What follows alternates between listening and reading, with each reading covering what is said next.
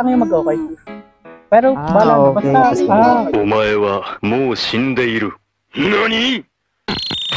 Tapos ibibigay ko sa'yo. sabi, And until Shuji Nakamura, a Japanese engineer, has successfully introduced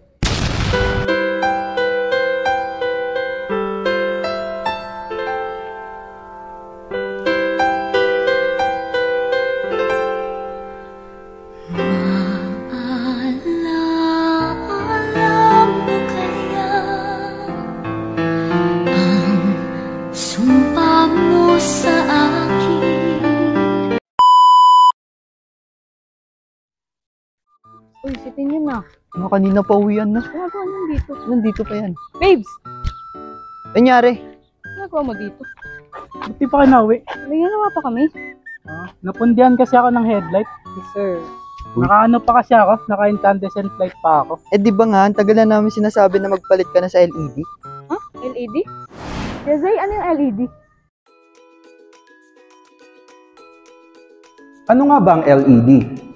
LED or light emitting diode is a semiconductor device that emits light when an electric current flows through it.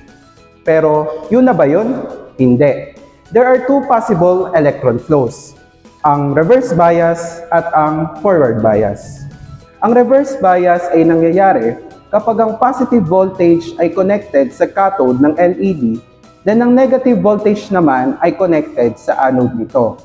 Ito ay nagre-resulta sa pag-widen ng depletion region which prevents the electron or current to flow. At dahil dito, walang kakayahan ang isang LED na makapag-emit ng light. Meanwhile, forward bias means the LED is connected to allow current flow. Positive connected sa anode, negative connected sa cathode. Here, LED emits light because electrons and holes combine, releasing energy as photons. Kuya Zay, anong mga LED ang ginagamit sa motor?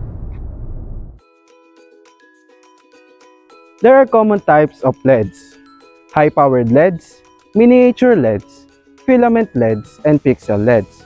Pero ang kadalasang ginagamit sa mga motor ay ang surface mount device LEDs dahil ito ay ideal sa space-limited board sizes na applicable for allotted spaces for lights ng ating mga sasakyan gaya ng motor. Okay. Ito LED. Salamat, try ko. Wait, try ko kung iilaw na. Wow! Kuya Zay, bakit may iba't ibang kulay ang LED? LED color depends on the semiconductor material and doping techniques used. The energy band gap of material determines the light's wavelength. Halimbawa, yung gallium arsenic phosphide, it produces yellow or red lights, while yung gallium nitride naman produces blue, green, and UV lights. Okay. Kuya Zay! Ba't ba ang dami yung tanong? Joke lang po. Okay na yan. Tapos yung panpak na, last na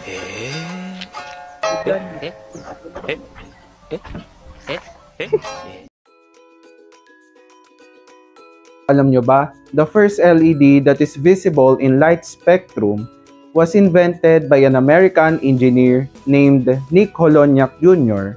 in 1962 and originally has only one color, which is red. And for approximately 30 years, manufacturers use stained glass to cover the original color for LED to produce different colors. And until Shuji Nakamura, a Japanese engineer from Nichiya Corporation, successfully discovered another way of doping techniques that unlocks the impossible color of blue LED that completes the primary color, LED, which is significant for producing secondary and tertiary color LEDs. With this invention, it greatly impacts our modern world, not only in terms of science, but also in education, innovation, and intervention. And this led for Nakamura in winning the Nobel Prize Award in 2014, a prestigious award any scientist wants to achieve in their lifetime.